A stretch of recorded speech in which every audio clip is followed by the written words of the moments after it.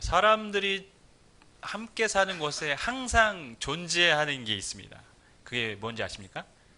사람이 모여 있으면 항상 존재하는 것. 그것은 갈등이라는 것입니다. 사람이 있는 곳에는 갈등이 항상 있습니다. 갈등은 아담이 타락한 이후부터 지금까지 인류의 역사 가운데 없었던 적이 없습니다. 아담이 타락하면서부터 아담과 하와 사이에 갈등이 존재합니다. 누가 선악을 알게 하는 나무를 따먹게 했고 사탄에게 유혹을 받았냐, 이거 갈등이 있었어요. 그의 두 아들 가인과 아벨 사이에 갈등이 있었습니다. 갈등은 어느 시대, 어느 모임, 조직에나 항상 있는 게 갈등입니다. 그래서 우리가 보면은 뭐 우리 사회에도 항상 갈등이 있죠. 가장 대표적인 갈등은 이제 정치적인 갈등이 가장 크고요. 심지어는 부부 사이에도 갈등이 있고, 부모와 자녀 사이에도 갈등이 있고, 친구 사이에도 갈등이 있고, 동료 사이에도 갈등이 있습니다. 갈등은 왜 있을까요? 물론 인간이 약하기 때문인데 실은 인간이 다르기 때문에 갈등이 있는 것입니다. 서로 달라요. 생각이 다르고, 성격이 다르고, 추구하는 목적이 다릅니다. 정치적 성향이 다릅니다. 그러니까 당연히 갈등이 존재할 수밖에 없습니다. 다르기 때문에.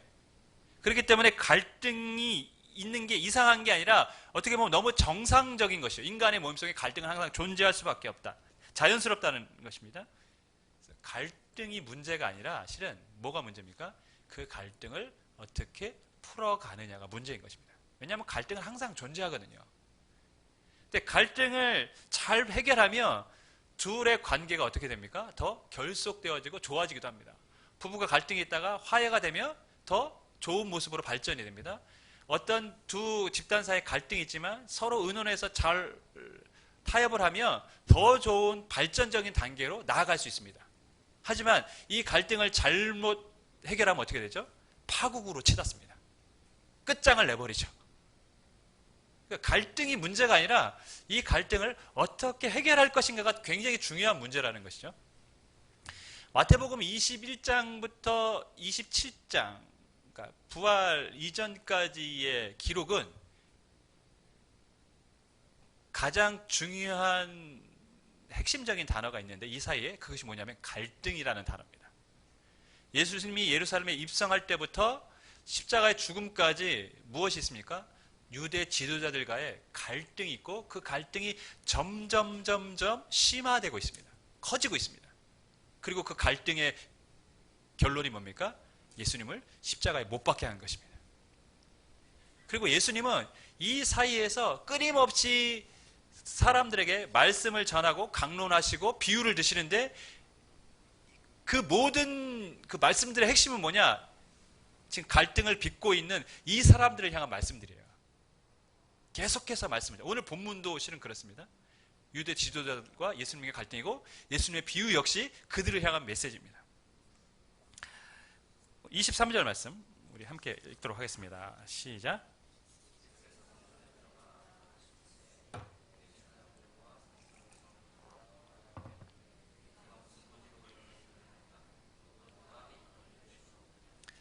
유대 지도자들이 등장을 합니다. 종교적으로 가장 최고의 권위자가 누굽니까? 대제사장. 대제사장들이 나옵니다. 그리고 누구와 함께 나옵니까? 이번에는 유대의 장로들이랑 나옵니다. 지금까지는 뭐 바리새인 서기관, 바리새인 율법사 뭐 이런 식으로 종교 관련된 사람들만 나오는데 지금은 유대의 장로들, 즉 정치 지도자들이 함께 지금 예수님 앞에 나왔다는 것이죠. 종교의 가장 최상위 권력을 가진 사람들, 정치의 가장 권력을 가진 두 부류 집단이 지금 예수님 앞에 나와서 무엇을 묻습니까? 네가 무슨 권위를 가지고 이 일을 했느냐? 너에게 그 권위를 준 사람이 누구냐고 묻습니다. 예수님이 예루살렘 입성하자마자 무슨 일을 했습니까? 성전에 가셔서 장사하는 사람들의 상을 다 뒤엎어버렸어요. 그리고 그 사람들 다 내쫓아버렸습니다. 그런데 이 사람들은 지금 그 일들을 알고 있습니다. 그리고 예수님은 성전에서 사람들을 치유하시고 오늘은 사람들을 가르치고 계십니다. 이 사람들 입장에서는 너무 지금 꼴 보기 싫은 거예요. 예수님이 그렇게 행동하는 게. 도대체 무슨 권위로 하는 것이냐. 종교 최고의 권위자인 대제사장 그리고 정치 최고 권력자들인 장로들이 묻습니다. 그 말은 뭡니까?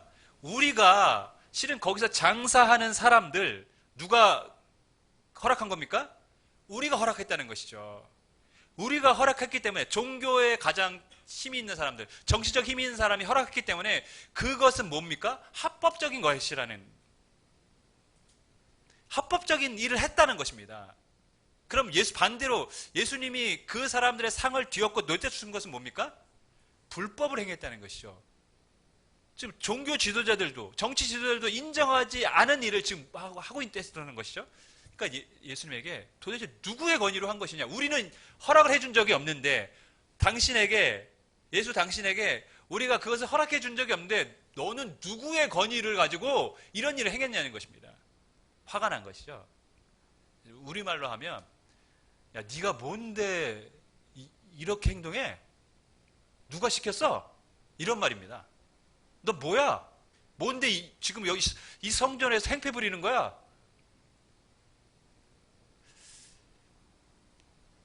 우리가 주목해야 될 게 이번에 그 유대 장로들이 함께 나왔다는 것이죠.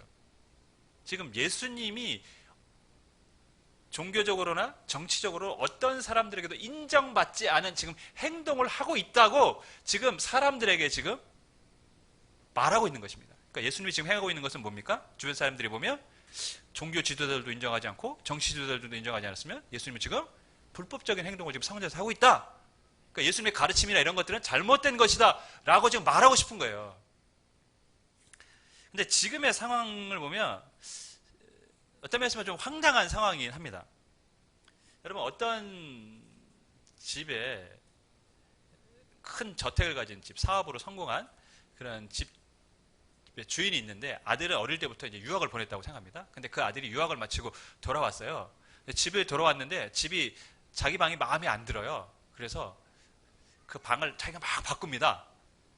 근데 그 집을 관리하고 있던 관리인이 아들인지 모르고 당신 여기서 뭐 하는 거야? 누군데 여기 와서 이런 일을 하냐고 그렇게 얘기를 한다면 이 아들은 얼마나 황당하겠습니까? 아들이, 제가 이 집 아들이에요. 제가 어렸을 때 유학 가서 잘 모르시나 본데 제가 아들입니다. 아들이 자기 방을 바꾸겠다는데 누가 뭐라고 합니까? 실은 예수님이 하나님의 아들이시고 그 성전의 주인이신데 그분이 성전이 잘못된 것을 고치셨는데 오히려 성전을 잠시 맡고 있는 이 관리의 책임을 맡은 대제사장이 그리고 종교 지도자들이 뭐라고 합니까? 네가 누군데 와서 이 일을 하고 있냐? 이렇게 지금 질문하는 겁니다. 굉장히 황당한 일이 벌어진 것이죠. 이 말을 보면 지금 제사장들은 그리고 종교 지도자들은 성전에서 무슨 행사를 하고 있습니까? 주인 행세를 하고 있는 거예요. 우리가 주인이다. 네가 뭔데 여기서 행패를 부리냐.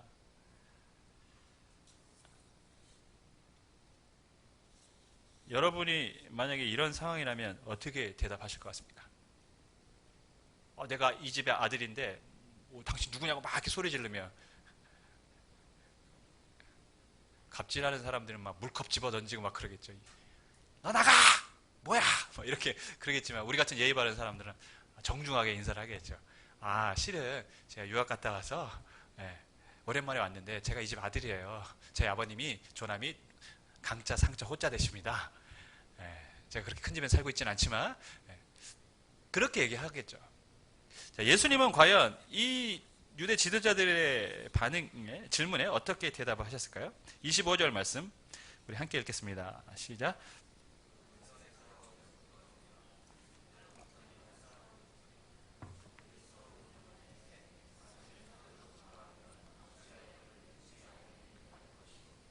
예수님은 이들에게 바로 즉각적인 대답을 하지 않으셨습니다. 그리고 뭐라고 얘기하셨냐면 나도 너희에게 질문을 할 테니까 너희가 대답을 하면 나도 너희 질문에 대답을 해줄게 라고 하면서 던진 질문이 뭐냐면 요한의 세례가 어디서부터 왔느냐? 하늘로부터 온 것이냐? 사람으로부터 온 것이냐? 대답하라. 이렇게 얘기했습니다. 굉장히 이 종교 지도자 입장에서는 쉬운 질문이 아닙니다. 난처한 질문이에요. 왜냐하면 요한의 세례가 하늘로부터 온 것이라고 말하는 순간 하늘로부터 왔으면 그들도 가서 세례를 받아야 되겠죠? 그리고 요한의 가르침을 따라야겠죠? 근데 그렇게 하지 않았거든요. 그러니까 요한의 세례가 하늘로부터 왔다고 말할 수도 없습니다. 근데 일반 모든 사람들은 요한을 뭘로 알고 있습니까? 하늘로부터 본 선지자로 지금 알고 있어요. 백성들의 대다수가 그렇게 알고 있는데 그것을 아니라고 말하면 백성들이 심히 동요할 게 뻔합니다. 그러니까 이렇게 말하자니 백성이 두려운 거고 반대로 얘기하자니 왜 요한을 따르지 않느냐라는 추궁이 따라할 것 같으니까 뭐라고 얘기하죠? 나는 모르겠다. 우리가 이 모르겠다는 말을 이 국회에서 많이 듣죠. 난감하면 청문회나 이런 게 하면 뭐라고 얘기합니까? 잘 모릅니다. 기억이 나지 않습니다. 어쩌면 그게 가장 현명한 대답일 수도 있어요. 모릅니다. 모릅니다, 우리. 그러니까 예수님이 뭐라고 얘기하시냐면 그럼 나도 대답할 수가 없다. 예수님은 지금 직접적으로 말씀하지 않습니다. 왜 내가 하늘로부터 온 권위를 갖고 말하였다, 이런 행동을 행하였다라고 말씀하지 않으셨을까요? 내가 이 성전의 주인이야. 그래서 내가 이렇게 행했어. 왜 이렇게 당당하게 말씀하지 않으셨을까요?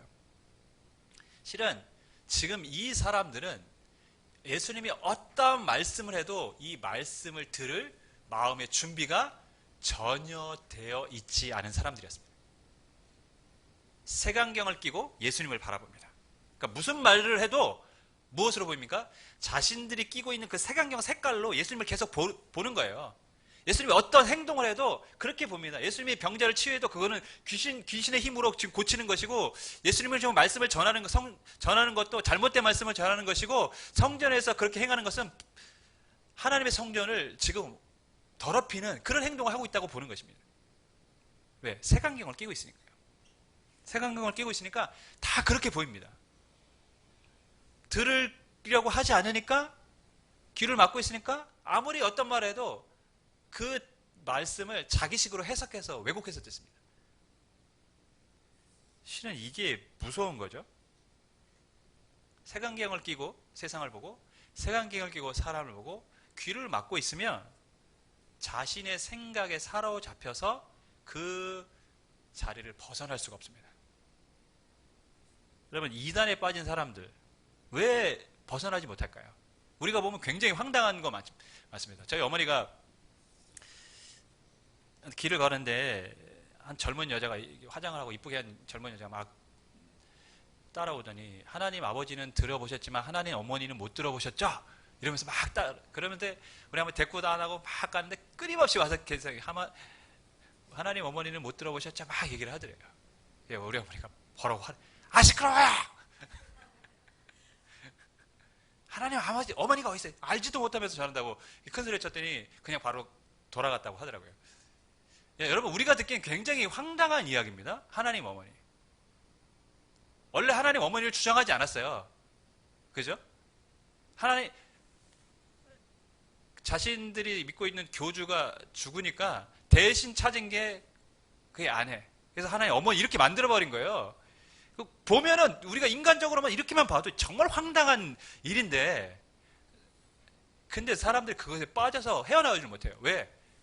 자기의 색깔로 그걸 보고 있고, 다른 거엔 귀를 막고 있으니까 바른 소리가 들리지 않는 겁니다. 저희가 이제 세미나를 하는데 다음 주에는 한국교회 이단에 대해서 저희 세미나를 할 계획인데, 많은 기대와 참여를 부탁드리겠습니다. 여러분, 마찬가지입니다. 누군가를 향해서, 사람을 향해서도 마찬가지예요. 우리의 색안경을 갖고 사람을 보면 그 사람은 그 색깔로밖에 보이질 않습니다. 그 사람이 어떤 행동을 하더라도. 근데 이거는 굉장히 잘못된 것입니다. 여러분, 들으려고 하지 않으면 어떻게 하죠? 사람이 귀를 막아요. 들으려고 하지 않습니다. 그러면 보통 다 어떻게 합니까? 반에서 맨날 학교에서 문제만 일으켜요. 선생님이 얘기해도 한 번 타이려고, 두 번 타이려고, 세 번 계속 문제만 일으킵니다. 그러면 선생님 그 문제 어떻게 할까요? 나중에 포기합니다. 아예 이제 얘기도 안 합니다. 왜냐하면 말해도 소용이 없으니까. 내 입만 아픈 거예요. 나만 괴로운 거예요. 네 멋대로 해라. 자, 예수님은 지금 이런 마음이셨을까요? 들으려고 하지 않기 때문에 지금 말씀을 제대로 전하지 않고 나도 말하지 않겠다 하신 것일까요? 실은 이들이 눈을 감고 귀를 막고 있어서 이들을 포기한 것은 아닙니다. 예수님은 그 당시에 사람들이 들을 준비가 되어 있지 않았기 때문에 말씀을 전하지 않은 것이고, 또한 너희들 역시 그러하게 말하시는 권세가 없다, 권위가 없다라는 것을 알게 해주셨던 것이죠. 실은 그 다음에 예수님의 비유를 보면 예수님이 그들이 깨닫길 원하신다는 것을 우리가 알 수 있습니다. 그 비유가 실은 세 가지가 연속해서 나와요. 오늘 우리가 첫 번째만 읽었는데, 두 아들의 비유죠. 28절에서 31절의 말씀. 아들이 있었습니다. 두 아들이 있었어요. 저희 집처럼 두 아들이 있었습니다. 딸이 있었는지는 모르지만 하여튼 두 아들이 있었어요. 첫째에게 야, 포도원에 가서 일 좀 해라, 아버지가 말을 합니다. 그러니까 첫째가 너무 당연스럽게 네, 아버님 가겠습니다 하고 갔어요. 간 줄 알았어요. 근데 안 갔어요. 나중에 보니까. 근데 둘째에게 이제 아버지가 야, 둘째야, 너도 포도원에 가서 일 좀 해야겠다. 아, 둘째는 또 버르장머리가 없어요. 그러니까 아, 싫어요. 싫다고 했어요. 싫어요. 나 안 갈래요. 나 할 일 많아요. 그렇게 얘기했어요. 근데 가만히 집에서 뭐 오락 같은 거 하려다 보니까 아, 내가 아빠한테 너무 잘못한 것 같아요. 아, 안 되겠다. 내가 포도원 가겠다고 싫다고 했지만 나중에 다시 포도원에 가서 일했습니다. 자, 그러면 예수님이 묻습니다. 종교 지도자에게 누가 이 둘 중에 아버지의 뜻대로 행한 사람이냐? 누굽니까? 첫째입니까? 둘째입니까? 둘째죠. 예수님은 이 둘째가 누구라고 했습니까? 세리와 누구라고요? 창녀들이다, 이렇게 얘기했어요. 모든 세리와 모든 창녀를 의미하는 것은 아닙니다. 요한이 하나님으로부터 온 선지자고 그의 말씀이 그래서 하나님의 말씀이었고 하나님의 메시지였고 그래서 믿음으로 세례를 받았던 그 세리와 창녀들을 말하는 것이죠. 그 많은 사람들 중에 세리와 창녀들. 하지만 예수님이 딱 굳이 세리와 창녀라고 한 것은 무엇입니까? 그 당시의 세리와 창녀들은 가장 천대받는 비참한 사람들이었죠. 그런 사람들이라고 할지라도 하나님의 말씀을 믿고 그 말씀에 반응한 사람들은 하나님 나라에 합당하다는 것입니다. 그게 누굽니까? 둘째 아들이라는 거예요. 처음에 불순종한 것처럼 보이지만 뒤늦게라도 어떻게 한 거예요? 회개하고 주님 앞에 나온 사람들은 하나님의 자녀가 됐지만, 그럼 첫째 아들은 누구입니까? 당연히 하나님 나라의 백성이라고 생각하고 말만 네 하고 실은 뒤를 보니까 말씀대로 살지 않았던 그 당시 유대 지도자들, 이스라엘 백성들을 의미하는 것이죠. 너희들은 하나님 나라에 합당하지 않다라는 것이죠. 왜? 말만 하고 뭐 하지 않았습니까? 순종, 실천하지 않았기 때문이죠. 첫째는 유대 지도자들을 의미했던 것입니다. 둘째는 가장 비참하지만 예수님의 말씀, 하나님의 말씀에 반응했던 사람들을 의미했던 것입니다. 여러분, 예수님은 지금 유대 지도자들에게 너희가 첫째 아들과 같다라고 지금 메시지를 던지고 있습니다. 너희가 그런 사람들이야. 너희는 대답만 하고 뭐 하는 사람들입니까? 실천하지 않는 사람들이죠. 종교적인 형식만 있고 실제로 그 안에는 믿음이 없는 사람들이라는 거죠. 여러분, 대답만 하고 순종하지 않는 사람들, 어디 이 사람들 뿐이겠습니까? 저는 어떻게 보면 대부분의 그리스도인들이 대답만 하고 순종하지 않죠. 하나님은 말보다 순종의 행동을 더 원하시는 줄 믿습니다. 하나님이 원하시는 그리스도인의 모습입니다. 말이 아니라 순종하는 것입니다. 행동하는 것입니다. 두 번째 비유는 포도원 농부들의 비유입니다. 우리가 잘 아는 비유죠. 포도원 주인이 포도원을 만들고 새를 줬습니다. 농부들에게 새를 주고 타고 떠납니다. 열매가 거들 때쯤 돼서 종을 보내서 열매를 달라고 하니까 이 농부들이 주기 싫은 거예요. 그래서 종들을 어떻게 합니까? 때립니다. 심지어는 죽이기까지 합니다. 주인이 다른 종들을 보냈어요. 똑같이 행동합니다. 주인이 이번에는 아들을 보냅니다. 왜냐하면 아들을 보내면 아들만은 존경할 것이다. 아들을 보냅니다. 근데 어떡합니까? 이 아들을 죽이면 상속자가 죽는 것이니까 이게 우리 것이 될 수 있다 생각하고 그 포도 주인의 아들을 또 죽여버립니다. 이 비유를 드셨어요? 그리고 종교 지도자들, 정치 지도자들에게 묻습니다. 야, 그러면 주인이 어떻게 할 것 같냐? 여러분이 주인이라면 어떻게 하시겠습니까? 그들이 이렇게 대답을 하죠. 아마 포도원 주인이 그 사람들, 농부들을 다 잡아 죽이고 그 포도원을 새로운 농부들에게 세를 줄 것 같습니다. 이렇게 얘기합니다. 지금 이 비유를 왜 하셨을까요? 악한 농부는 누굽니까? 아들을 죽이려고 하는 농부들 누구죠? 그 당시 지도자들이었죠. 예수님은 분명히 너희들이 나를 죽일 것이라는 것을 암시적으로 지금 비유를 들은 것입니다. 하나님의 것을 맡겼지만 그들은 뭐 했습니까? 성전에서 장사를 통해서 막대한 부를 축적했습니다. 악한 소장들처럼 돈 때문에 지금 하나님의 말씀에 벗어난 일들을 하고 있었던 것이죠. 너희가 바로 그 악한 소장농이, 악한 농부들이라는 것입니다. 그리고 너희들은 누구를 죽입니까? 나를 죽일 것이다. 세 번째 비유, 22장부터 있는 말씀인데요. 우리가 잘 아는 혼인잔치의 비유입니다. 임금이 혼인잔치가 있습니다. 혼인잔치에 먼저 초청장을 보냈어요.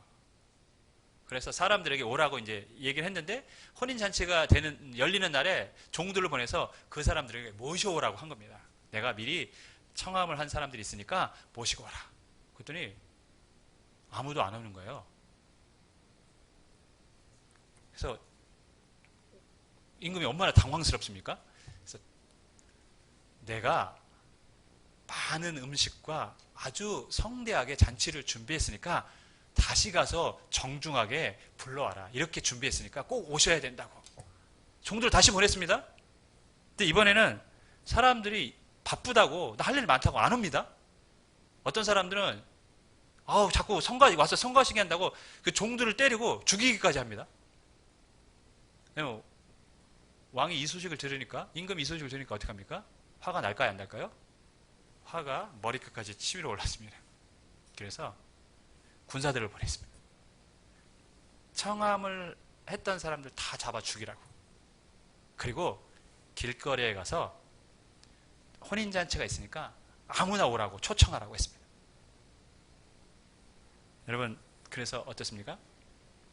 많은 사람들이 길거리에서 초청을 받고 혼인잔치에 참여했다는 비유입니다. 이 비유도 마찬가지죠. 먼저 청함을 받은 사람들은 누굽니까? 유대의 지도자들, 이스라엘 백성들입니다. 뒤늦게 청함을 받은 사람들은 누굽니까? 이방인들입니다. 악한 농부, 먼저 청함을 받은 사람들, 혼인잔치를 거부한 사람들. 그들은 결국 하나님이 주시는 포도원, 천국 잔치에 참여할 수 없는 사람들이 되었습니다. 왜 예수님은 지금 이 비유를 하고 있을까요? 이 비유의 공통적인 결말이 뭐냐? 첫 번째 사람들은 거부했고 두 번째 사람들은 그 말씀에 반응했다라는 것입니다.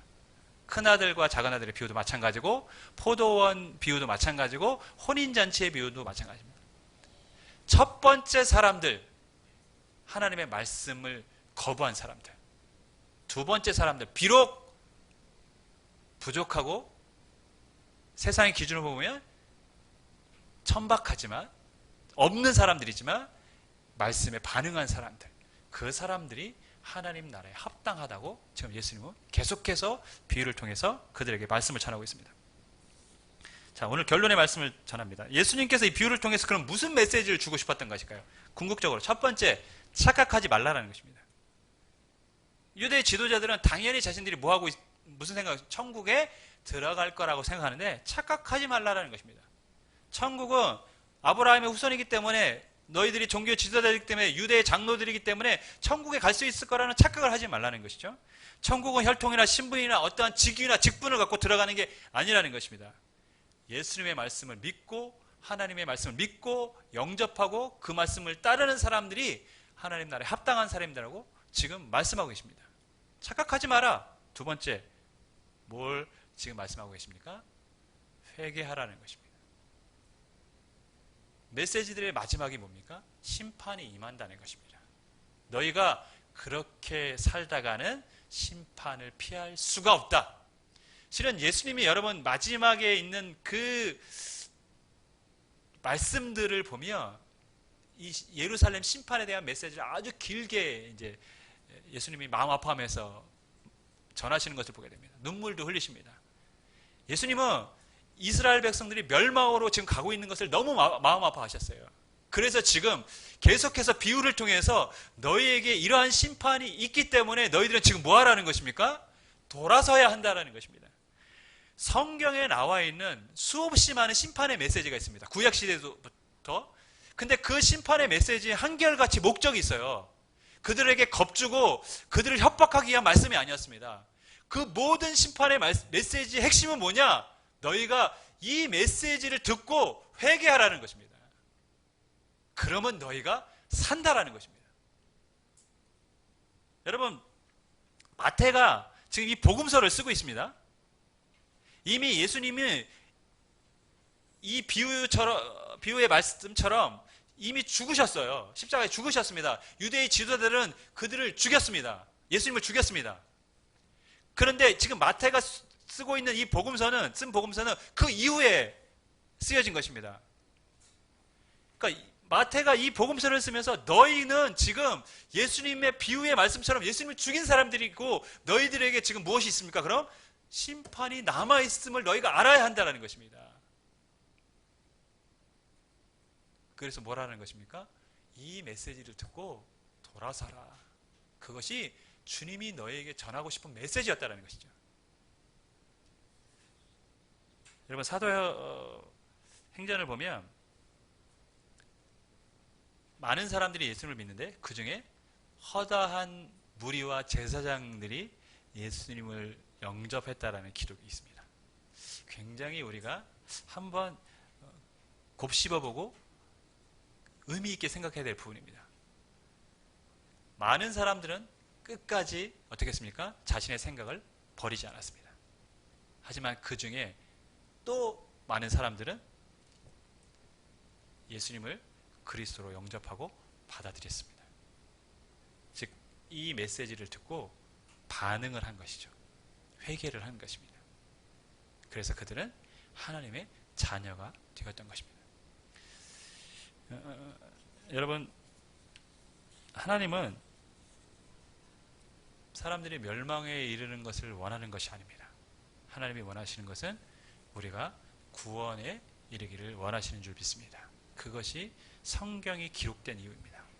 요한계시록에도 최후의 마지막 날에 우리에게 심판이 있다고 말씀하십니다. 그 심판은 그럼 왜 우리에게 있다고 하신 것일까요? 심판이 겁을 먹고 있으라는 게 아니라 그것을 깨닫고 너희가 회개하고 주께로 돌아서라는 것이며 믿음 안에서 온전히 살아가라는 것입니다. 주 안에 사랑하는 여러분, 누가 하나님의 뜻대로 행한 사람입니까? 네, 하겠습니다 하고 행동하지 않은 사람이 아니라 싫어요, 나 안 할래요 라고 했지만 돌이켜 회개하고 말씀에 순종한 사람이 하나님의 뜻대로 행한 사람들이고, 그 사람들이 천국 잔치에 참여하게 될 사람들이라고 예수님 우리에게 말씀하고 계십니다. 여러분, 우리는 네 라고 대답하지만 말씀만 듣고 행하지 않을 때가 많습니다. 그러나 주님이 원하시는 것은 지금은 그렇게 하지 않았지만, 지금까지는 싫어요, 나 안 할래요 하고 그렇게 행동했지만, 주님이 오늘 우리 메시지를 통해서 이제부터는 너희가 말씀을 듣고 순종하는 사람이 되라고 우리에게 지금 메시지를 전하고 계신 줄 믿습니다. 바라기는 저와 여러분이 주님의 말씀에 뜻대로 행한 사람이 되어서 천국 잔치에 참여하는 저와 여러분이 되기를 주님의 간절히 축원하겠습니다.